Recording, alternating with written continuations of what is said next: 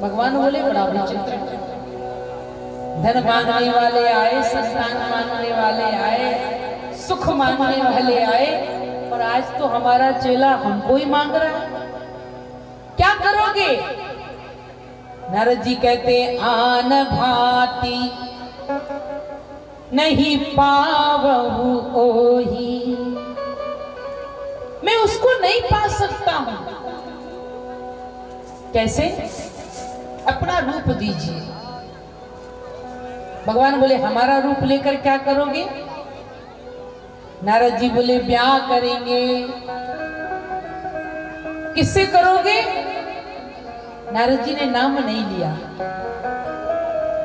विवाह के पहले ही वो पत्नी मान बैठे तो ये जी वो जी होता है ना जो पति पत्नी में, तो नारद जी कह रहे ओ ही कह दिया बस। भगवान बोले बेटा अब तुम गलत रास्ते पर चल रहे हो, विवाह करोगे? बोले हाँ। और विवाह करने के बाद जिंदगी भर बंदर की तरह नाचना पड़ेगा। नारी विवश नर सकल गुसाई, और नाच ही नट मरकट की ना। बेटा ब्याह कर लोगे तो बंदर की तरह नाचना पड़ेगा। इसलिए मेरा बेटा छोटा पुत्र है नारद, इसलिए मैं नहीं चाहता कि मेरा नारद बंदर की तरह नाचे।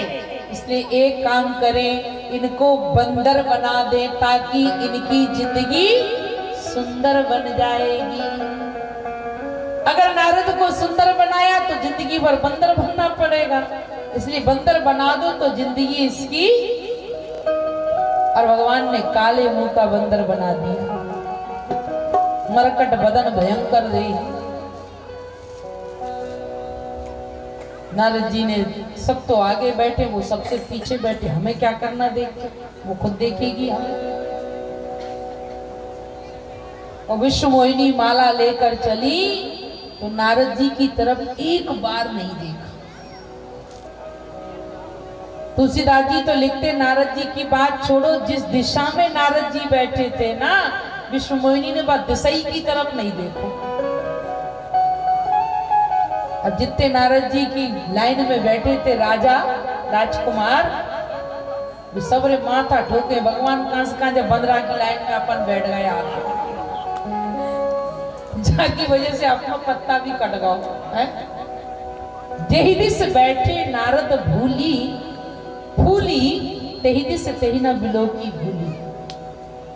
और आगे बैठे थे नारायण, और विश्व मोहिनी ने नारायण के गले में माला डाली। लक्ष्मी नारायण भगवान। नारद जी बोले कैसी पागल है राजकुमारी, इतना सुंदर बैठा है, शायद साक्षात विष्णु का रूप लेकर, इसे माला नहीं डाल रही, वहां आगे किसको डाल दी? और जब देख लिया कि अरे ये तो वे ही हैं, नारद जी आग बबूला हो गए। भगवान विष्णु को बहुत खरी खोटी सुनाने लगे।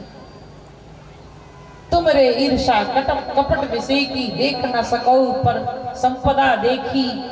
अरे आज से नहीं तब से जानता हूं मैं तुमको। मथुत सिंधु रुद्र ही बौरायो, है समुद्र मंथन कराया, देवता देवताओं को लड़ा दिया, और लक्ष्मी और चार मणि लेकर पतली गली से खिसक गए, देखा ही नहीं मुड़ के।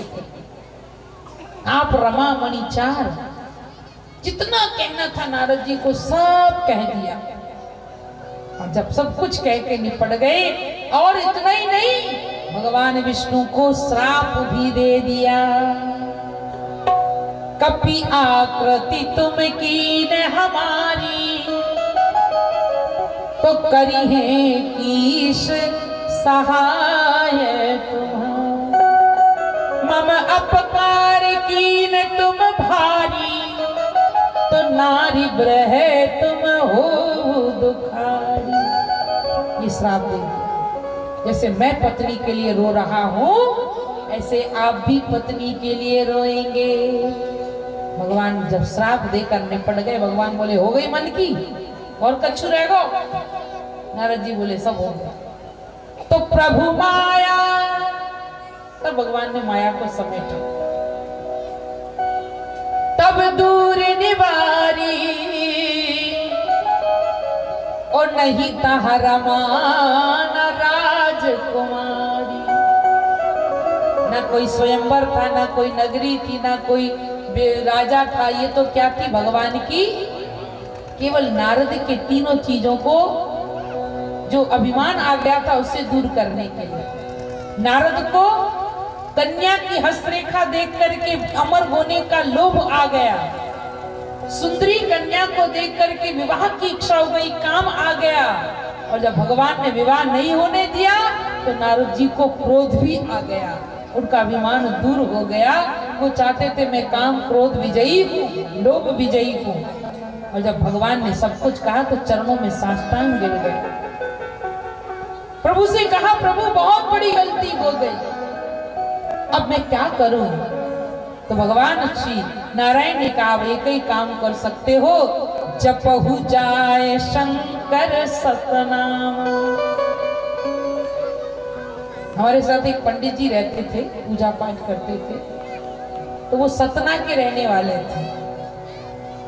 तो जब भी हम कहें कि चुप रहो पंडित जी, तो बालक ही थे, तो हम कहें चुप रहो, अरे हमको मत डांटिए, आप जानती नहीं हैं, हम उस जगह के हैं। कहाँ के? बोले जहां पर नारद जी को जप करने के लिए कहा था, जपहु जाए शंकर सतनामा। बोले हम सतना के रहने वाले, हमने कहा सतना में जाकर नाम जाप करो, हम वहां के हैं। सतनामा नहीं, बोले सतनामा। हुई हृदय कृत विश्राम। भगवान शंकर का नाम के लिए किया तो हरि अवतार हेतु के ही हेतु, राम जन्म के हेतु अनेका। और एक और हेतु है, वृंदा ने श्राप दिया। एक और हेतु है, मनु शत्रुपा ने तपस्या की, 23,000 वर्ष तक गोमती के तट पर नैमिषारण्य में। और आकाशवाणी हुई, भगवान ने देवताओं को आश्वासन दे दिया, जन डर पहु मुनि सिद्ध सुरेशा, तुम्हारी लाग धरी हो नरवेशा। आकाशवाणी होने लगी, मांग मांग बर भय नववानी, मांगो मांगो मांगो। भगवान कह रहे हैं मांगो मांगो, तो भी नहीं मांग रहे। और अपन से भगवान कभी नहीं कहते मांगो, अपन रात दिन मांगते, मोड़ा दे दो, बहू दे दो, ये नहीं मांग रहे हैं। परंतु जब बार बार कहा, तब फिर भगवान नारायण से महाराज मनु ने मांगा, चाहूं तुम ही समान सुत, आपके जैसा बेटा चाहिए।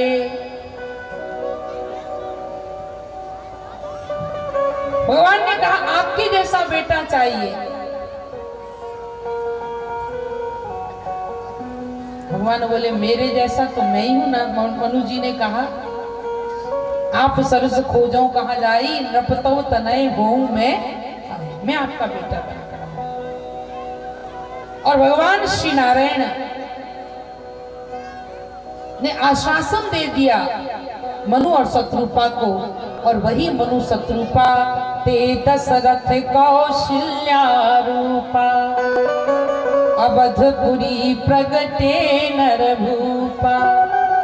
वही दशरथ कौशल्या बनी और महाराज दशरथ का चौथापन आ गया, पर दशरथ जी के कोई संतान नहीं है। और दशरथ जी महाराज ने अपना चौथेपन का दुख जाकर गुरुदेव को सुनाया। एक बार भूपति मन माही,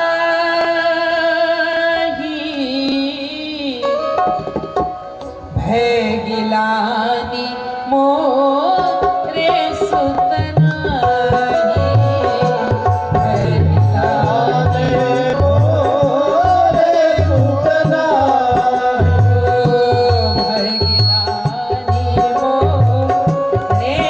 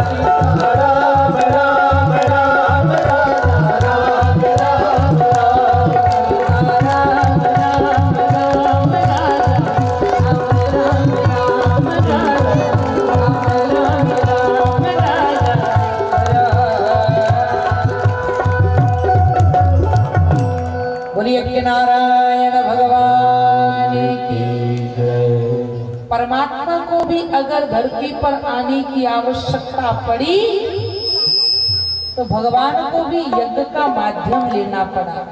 ऐसे भगवान प्रकट नहीं किया। भगवान का जन्म यज्ञ से हुआ है। नारायण का जन्म, राम जी का जन्म यज्ञ से हुआ है। श्रृंगी ऋषि वशिष्ठ बुलावा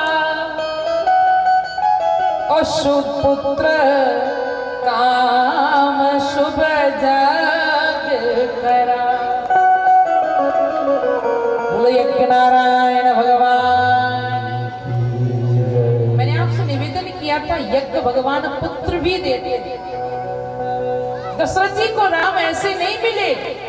दशरथ जी को राम जी यज्ञ भगवान की कृपा से मिले और यज्ञ में आहुति दी जा रही थी। भगति सहित मुनि आहुति दीनी स्वाहा स्वाहा। और भगत सहित मुनि आहुति दीनी और स्वाहाकार हुआ तो यज्ञ कुंड में से साक्षात यज्ञ भगवान प्रकट हो गए। प्रगटे अग्नि चरु करलीने। बोलिए यज्ञ नारायण भगवान की। साक्षात यज्ञ भगवान का प्रकट हुआ। अग्निदेव प्रकट होकर के हाथ में सोने के कटोरे में भरी हुई चांदी की वर्क से ढकी हुई खीर का प्रसाद लेकर प्रकट हुए, है ना। काय से भगवान का जन्म हुआ? खीर। खीर बनानी आती है आपको? किस किस को खीर बनानी आती जरा बताओ। सबको आती है? क्या क्या डालते हैं खीर में? दूध और चावल और चीनी, 3 चीजें डलती है। दूध, चावल और चीनी से खीर बनती है और इसी से भगवान का अवतार है। दूध जो है ना, ये ज्ञान का प्रतीक है। बिना दूध के खीर बनेगी? अच्छा दूध हो, गाढ़ा दूध हो, क्या बात है। खीर तो ऐसी बनती है कि खाते जाओ। शरद पूर्णिमा पे बहुत खाई सबने। हमारे आश्रम में भी प्रज्ञा साधक परिवार के भैया, रज्जू भैया बैठे, सब लोगों ने भजन कीर्तन की और रात को 12 बजे भर गिलास खीर पी। बढ़िया चंद्रमा की चांदनी में रखी हुई अमृत से परिपूर्ण खीर का प्रसाद। दूध अच्छा हो तो फिर खीर बहुत अच्छी बनती है। एक घर में एक दूध वाला आया और सुमैया ने आधा किलो दूध लिया और आधा किलो दूध लेकर के जब वो घर में रसोई में जाकर के दूध को गर्म करने के लिए छानने लगी तो छन्नी में मछली आ गई। दूध वाले को दूसरे दूसरे ने शिकायत करी। कहा भैया आपके दूध में कल मछली आई निकली, क्योंकि नदी का पानी कोई मिलाया होगा दूध में। तो दूध वाला बड़ा चतुर था। देवी ने शिकायत करी कि आपके दूध में मछली निकली, तो दूध वाला बोला आधा किलो में मछली नहीं निकलेगी तो क्या हाथी निकलेगा? जितना दूध था उतनी बड़ी निकली। आजकल दूध वाले भी बहुत, जितना दूध नहीं उतना पानी। कल हम जा रहे थे तो भैया हमारे हरि भैया बैठे हैं। हमने कहा हमारे आश्रम में गाय का दूध नहीं, अभी छूट गई है गाय, तो कल मन था दूध का ठाकुर जी को भोग के लिए और हमने कहा कि दूध लेना था। हमने अभी लाके तुरंत डब्बा भर के दूध लिया। महाराज आपका डब्बा लौटा दिया भैया को। महिला बोली बाबा कहा कि दूध वाले आज तुम बहुत लेट आए। दूध वाला बोला मैं क्या करूं, आज नल ही लेट आए। अगर नल जल्दी आ जाते तो मैं रोज जल्दी आ जाता हूँ, आज नल लेट है इसलिए मेरा आना लेट हो गया। तो खीर दूध से बनती है पर दूध शुद्ध हो। तो दूध जो है ज्ञान का प्रतीक है। और दूसरी चीज क्या डलती है? चावल। देखो आप वहां से लेके वहां तक चावल ही चावल दिखाई दे रहा है, क्या कहना। बहुत सुंदर फसल है। अरे फसल तो लेट जा रही महाराज, लोग लगा रहे हैं कि जल्दी काटो मुझे और ले जाओ मुझे मंडी बेचो, लक्ष्मी जी लेके आओ। इच्छे तो पूरा चावल का क्षेत्र। और ऐसा चावल हमारे राजकुमार भैया बता रहे, कह रहे थे कि ये तो बिहार उत्तर प्रदेश के हैं ना लोग, वहां तो चावल बहुत खाया जाता है। बोले ऐसा चावल हमारे यहाँ नहीं होता जितना अच्छा चावल आपके यहाँ होता है। हमने कहा चिंता मत करो, इस बार तुम्हें चावल भी मिलेगा। सौजनी वाले चावल भी भेंट करेंगे और चावल भी ऐसा चावल घर लेके जाओगे बासमती का। अभी हमारी कथा भिलाड़िया में थी। परमा वासियों के लिए अन्नदान में अधिकतर लोगों ने गेहूं भी दिया, चावल भी दिया और दाल भी दी। और हमारे आश्रम में जो अखंड ज्योत मां नर्मदा की 3 वर्षों से जल रही है, उस ज्योत के लिए लोगों ने घर के घी का भी खूब दान किया। तो अगर भगवान दे तो दान जरूर करना चाहिए। बता रहे थे ना अभी आचार्य जी, दान करना चाहिए। दान की 3 गति है। दान सबसे पहले तो दान को धन की 3 गति है, दान, भोग और नाश। भगवान अच्छा धन दे तो दान करो, और दान नहीं करेंगे तो क्या होगा? भगवान कहते हैं जो धन दान नहीं करता ना, मैं क्या करता हूं? बोले उस घर में बीमार पड़ा कर देता हूं। तो अगर दान नहीं करोगे तो तुम्हारा धन डॉक्टर के पास जाएगा। किसी ने कहा कि महाराज आप वो वहां धन चला जाता है, यहाँ नहीं दिया तो। दान नहीं करेंगे तो धन कहीं ना कहीं जरूर जाएगा। और बोले महाराज जो चोरी करने पर भी धन दान ना करे तो भगवान कहते हैं उसके घर में नालायक संतान का जन्म कर देता। जो शराब, दारू और कबाब में पूरा धन नष्ट बर्बाद कर देता है। तो अगर अपने धन को शुद्ध करना है तो दान करना बहुत जरूरी है। या तो दान करो या फिर भोग करो। अच्छा खाओ, अच्छा पहनो, अच्छी गाड़ी लो, अच्छा मकान बनाओ, भोग करो। और अगर दान भी नहीं किया, भोग भी नहीं किया, तो फिर तीसरी गति है नाश। फिर तो धन नाश होना है। इसलिए दूसरी चीज क्या डलती है? चावल, है ना। और चावल किसका प्रतीक है? दूध ज्ञान का प्रतीक है और चावल कर्म का प्रतीक है ना। आज हमने कितनी इस पूरी गड़ैया बनाई, फिर उनको पानी से भरा, फिर छोटे छोटे पौधों को हमने रोपा, फिर उसके बाद उसमें फिर पानी भरा और इतने दिनों से इसकी दवाई सींच रहे हैं, देखभाल कर रहे हैं। कितना आपने मेहनत करी इस धान को इतना ऊंचाई तक ले जाने के लिए, उसमें बीज लाने के लिए। ये क्या किया आपने? कर्म किया, है ना। और कर्म किया तो उसका फल मिल रहा है ना। जो जस करे सो तस फल चाखा। आपने मेहनत करी तो आज धरती मैया भी आपको कर्म का फल दे रही है धान के रूप में। तो दान कहा कि दूध जो है ज्ञान का प्रतीक है, चावल कर्म का प्रतीक है। और तीसरी चीज क्या डलती है माताओं? दूध में, खीर में चीनी। ये जो चीनी है ना, ये भक्ति का प्रतीक है। आपके जीवन में ज्ञान हो, कर्म हो, और अगर भक्ति ना हो तो आपके जीवन में मिठास नहीं आ सकती है। खीर में चाहे चावल बढ़िया डाल दो बासमती, चाहे दूध बढ़िया गाढ़ा गाढ़ा भैंस का डाल दो, पर चीनी ना डालो तो खीर में स्वाद नहीं आता है। उसी प्रकार से कर्म अच्छा हो, ज्ञान अच्छा हो, पर भक्ति की चीनी अगर आपके जीवन में मिठास ना हो तो वो सारा का सारा ज्ञान और भक्ति तो कर्म सब बेकार है।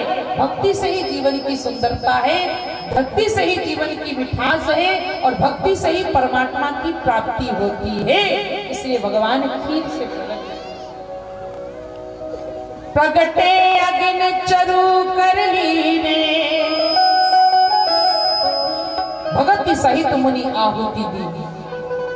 और जो वशिष्ठ जी ने वो खीर का प्रसाद वितरण कर दिया। आधा भाग कौशल्या को दे दिया, अर्ध भाग कौशल्या ही दीना, आधे ते पुनि आधा कीना। महाराज दशरथ ने कौशल्या के कई हाथ धर और दीन सुमित्रा ही मन में बसा। आधा भाग कौशल्या जी को मिल गया, अब रह गया आधा, तो कौशल्या और कैकेयी ने भी अपना आधा भाग सुमित्रा जी को प्रदान कर दिया। और सुमित्रा जी ने भी संकल्प लिया कि बहन मुझे 2 भाग मिले हैं तो मेरे 2 पुत्र होंगे, एक पुत्र को तो मैं तुम्हारे पुत्र की सेवा में समर्पित करूंगी और बहन कैकेयी दूसरे पुत्र को मैं तुम्हारी पुत्र की सेवा में समर्पित कर दूंगी। और जैसे ही खीर को खाया और उसी समय से भगवान के आगमन के संकेत होने लगे। जा दिनते हरि गर्भई आए, भगवान गर्भ में आ गए। और योग लग्न ग्रह मार तिथि सकल भय अनुकूल, चरु अरु अचर हर्ष जत राम जन्म सुख। भगवान का जन्म कब हुआ? मध्य दिवस अति शीत लगामा। भगवान कब प्रकट हुए? मध्य में। और ईश्वर मध्य में ही प्रकट होता है। मध्य में क्या है? हमारा हृदय। परमात्मा कहाँ से प्रकट होता है? हृदय से प्रकट होते हैं। इसलिए मध्य में भगवान का अवतार हुआ और उसी समय पर सब कुछ अनुकूल हो गया। 9वीं तिथि मधुमास पुनीता, शुक्ल पक्ष अभिजित हरिप्रीता। भगवान के आगमन के संकेत होने लगे। दिन के ठीक 12 बजे परमात्मा प्रभु श्री राम के प्राकट्य का समय आ गया। और स्तुति कर रही सबके जितने नाग मुनि वृंदा देवा सब स्तुति करने लगे, भगवान के आगमन की प्रतीक्षा करने लगे और भगवान के आगमन का संकेत प्राप्त हो गया। यहाँ भी भगवान हम सबके बीच में बड़ी सुंदर तैयारी भैया ब्रजेश जी ने की है और आप सब बधाई लेकर जाएंगे। और बधाई ले जाने के बाद फिर सब मंगल गीत गाते हुए, नृत्य करते हुए भगवान के पावन जन्मोत्सव को मनाएंगे। भगवान यहाँ समस्त पुष्प की वृष्टि होने लगी, बरस ही सुमन पुष्पांजलि का वृष्टि करने लगे देवता ग्रंथ। और माता कौशल्या ने देखते देखते क्या देखा? भय प्रगट कृपाला दीन दयाला कौशल्या हितकारी। भय प्रगट कृपाला दीन दयाला हितकारी। हर्षित महतारी मुनि मनहारी अद्भुत रूप बिचारी। हर्षित महतारी अद्भुत रूप बिचारी।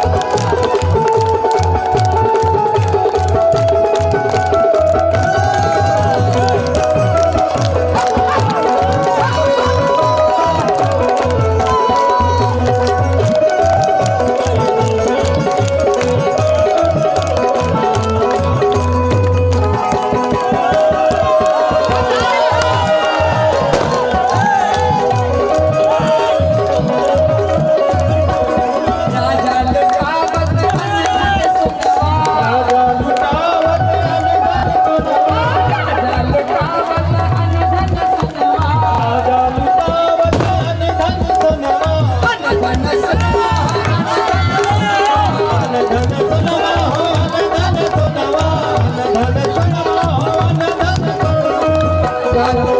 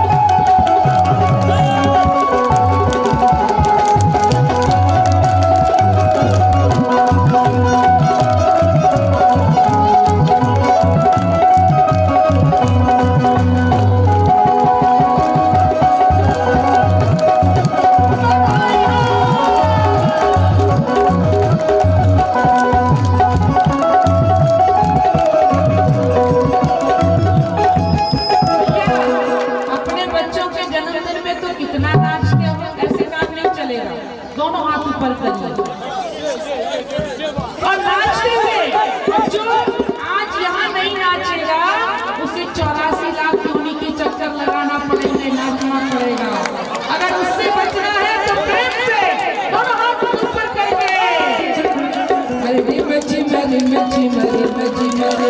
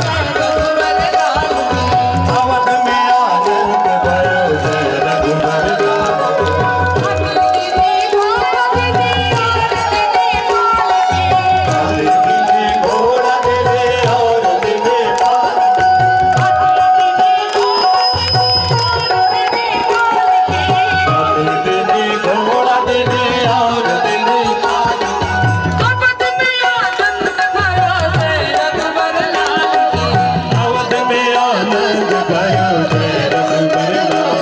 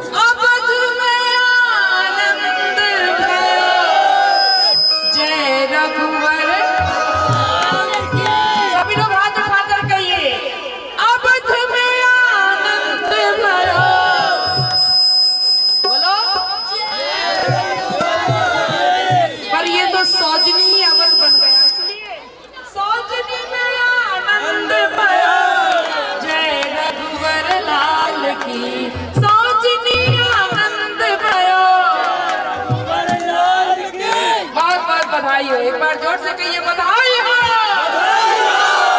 हमारे दशरथ जी ब्रजेश भैया को बधाई हो, कौशल्या मैया को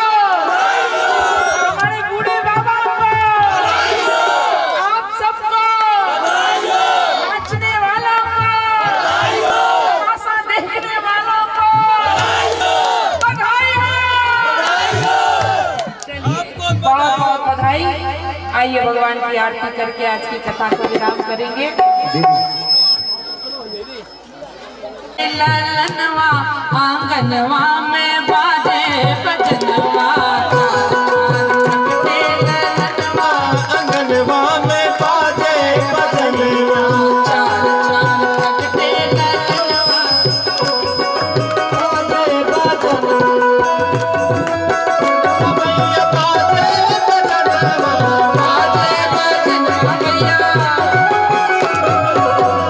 चार प्रगटे ललनवा, बाजे बजनवा, भैया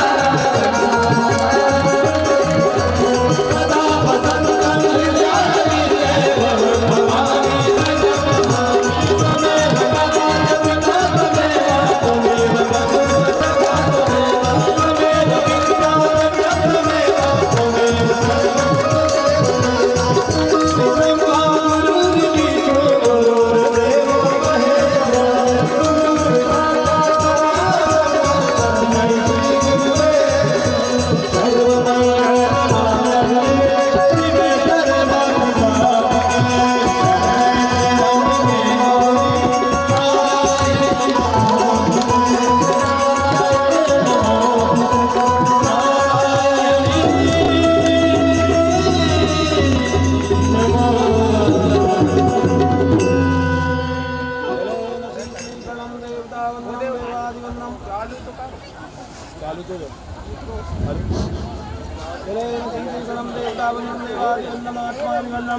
मंत्र पुष्पांजलि हरि ओम ओम हरि ओम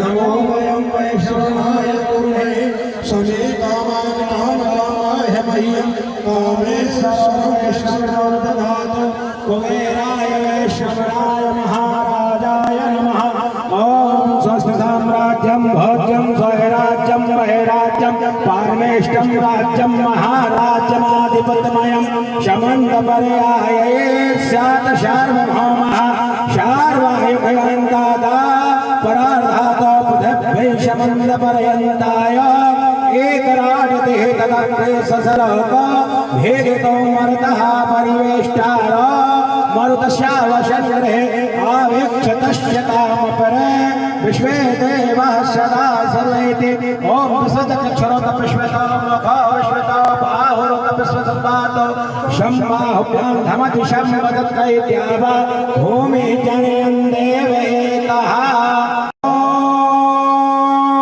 एकदन्ताय विद्महे वक्रतुण्डाय धीमहि तन्नो दन्तिः प्रचोदयात् ॐ आदिशक्तैश्च विद्महे सर्वशक्तैश्च धीमहि तन्नो देवीः प्रचोदयात् ॐ रौद्रदेयायैश्च विद्महे वेकलकन्यकायश्च धीमहि तन्नो देवः प्रचोदयात् ॐ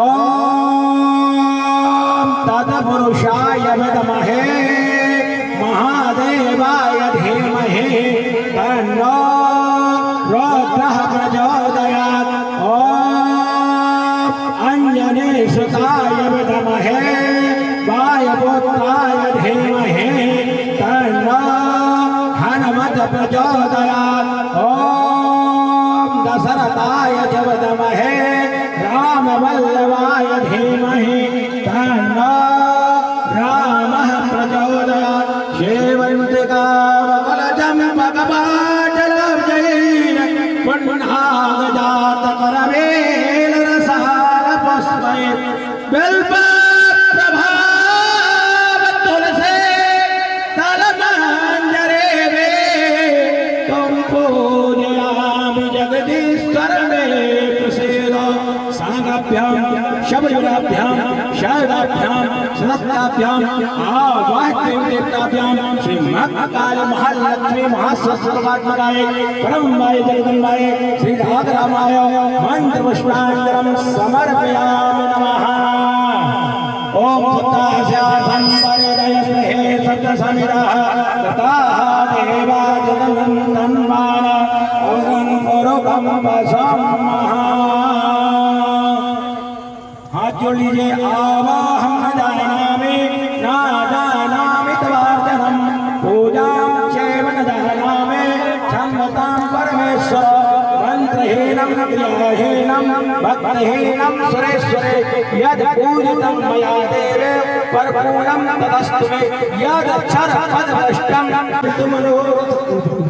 पूर्णासन्तु मनोरथा सत्गुणामृतनाशाय देवयोतर्नमस्तुते भोले राघवेंद्र सरकार की लक्ष्मण कुमार की जनक नंदिनी की अनंत बलवंत हनुमान महाराज की माता दुर्गा जी की नर्मदा महारानी की नर्मदा महारानी की साम सदाशिव भगवान के काशी विश्वनाथ भगवान के सब संतों के सब भक्तों के अपने अपने माता पिता के गुरु जी महाराज के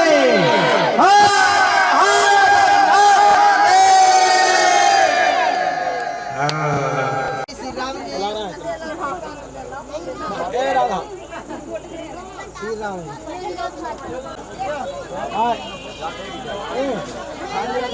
है